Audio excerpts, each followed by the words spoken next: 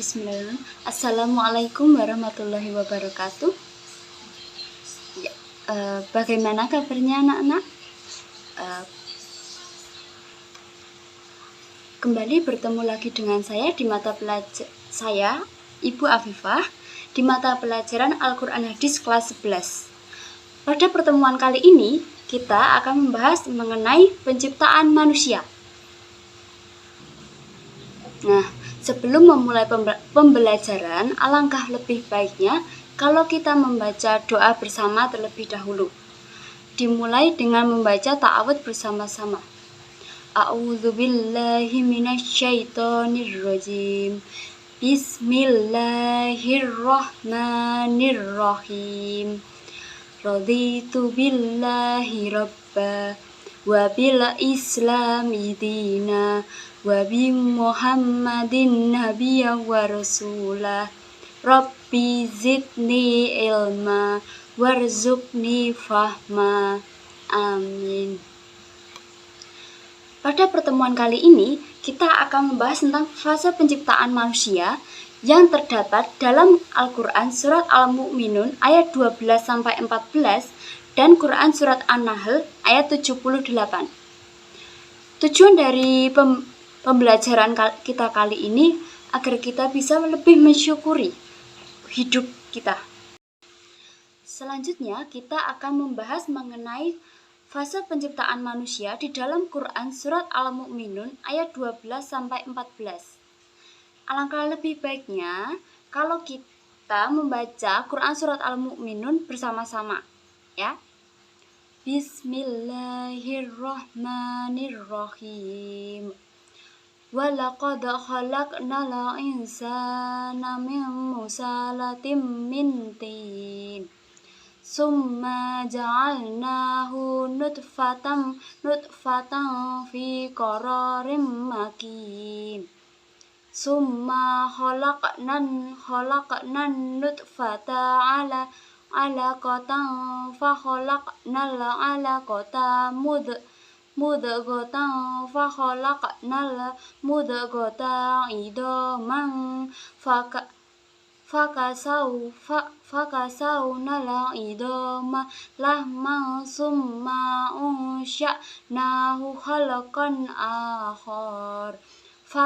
Fatabarakallahu ahsanul khaliqin. Shadaqallahul azim.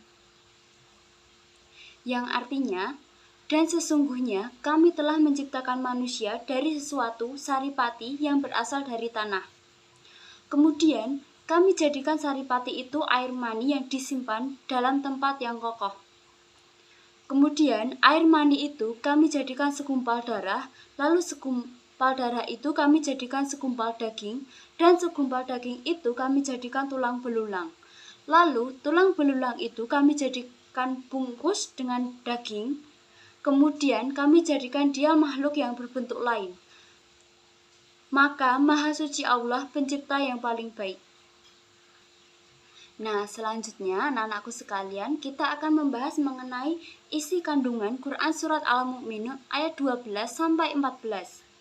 Pada ayat 12 dijelaskan bahwa manusia diciptakan dari saripati yang berasal dari tanah. Jadi kita semua ini berasal dari tanah yang nantinya akan kembali ke tanah.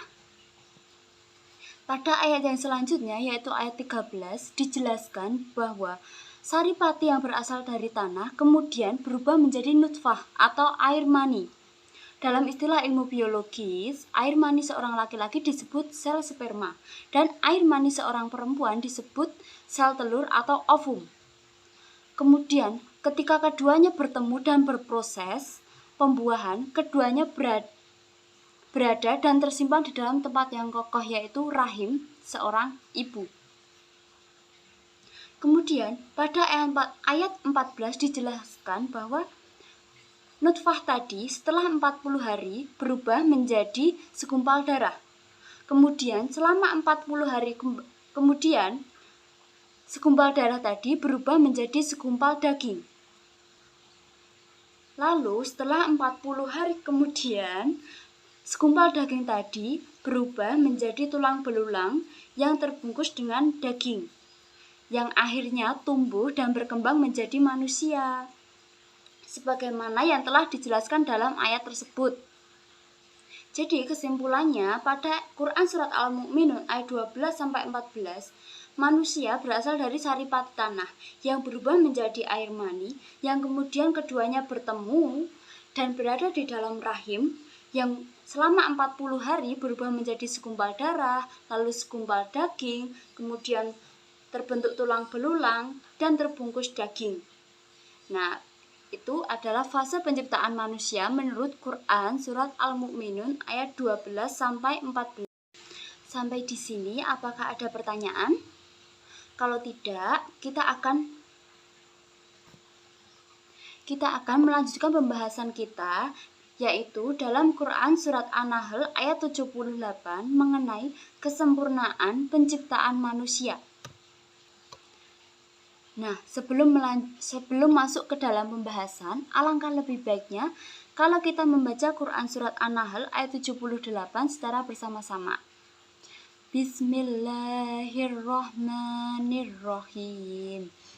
Wallahu ajrajakum min butuni ummahatikum la ta'lamuna syai'an wa ja'ala lakumus sam'a wal absara wal af'idata la'allakum tashkurun. Sadaqallahul azim.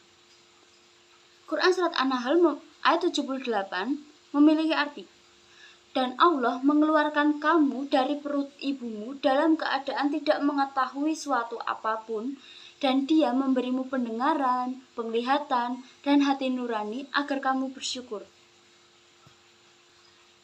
Dalam ayat ini, Allah menegaskan bahwa ketika kita dilahirkan, kita tidak mengetahui sesuatu apapun. Karena dengan kekuasaan dan kasih sayangnya, Allah memberikan segala atribut pelengkap yang nantinya dapat berfungsi agar kita mengetahui segala sesuatu yang sebelumnya tidak tahu menjadi tahu. Dan dalam ayat 78 ini, indera pendengaran disebutkan dengan pertama kali oleh Allah, karena indera pendengaran adalah unsur utama yang paling penting yang akan kita gunakan agar kita belajar nantinya untuk ke depan. Menurut sebuah teori ditemukan bahwa bayi yang masih dalam kandungan pun bisa menangkap pesan yang disampaikan dari luar. Jadi mungkin kalau anak-anak lihat di TV atau di video apapun ya, saat ada seorang perempuan hamil lalu ayahnya mengajak bicara, itu bayi itu bisa mendengar. Nah, setelah indera pendengaran kita diberikan, barulah kita diberikan indera penglihatan dan hati nurani, agar manusia bisa mengetahui segala sesuatu dalam hidupnya. Jadi kesimpulannya, saat kita lahir, baik ibu maupun anak-anak sekalian, kita tidak mengetahui segala sesuatu apapun di dunia ini. Tetapi berkat kekuasaan dan kasih sayang Allah, kita diberikan indera pendengaran, indera penglihatan, dan hati nurani yang insya Allah berfungsi dengan baik, sehingga kita bisa menjalani hidup di dunia ini dengan baik pula. Untuk itu, dengan kesadarannya seperti itu, seharusnya kita semua mempunyai rasa syukur yang sangat besar terhadap Allah Subhanahu wa Ta'ala. Sampai di sini, apakah ada yang ingin ditanyakan? Nah, kalau tidak, Ibu minta untuk kalian yang belum paham atau apa bisa berdiskusi, bertukar pikir dengan teman-teman kalian. Nah, sebelum Ibu menutup pertemuan pada kali ini, Ibu akan memberikan sedikit tugas untuk kalian. Tugasnya adalah menghafal Quran Surat Al-Mu'minun ayat 12-14 dan Quran Surat An-Nahl ayat 78. Nanti tugasnya itu kalian buat video, lalu kalian upload ke Google Drive dan linknya kalian share ke WhatsApp group. Batas pengumpulan akhir adalah pertemuan minggu depan. Mungkin hanya ini yang dapat Ibu sampaikan. Kurang lebihnya mohon maaf. Wassalamualaikum warahmatullahi wabarakatuh.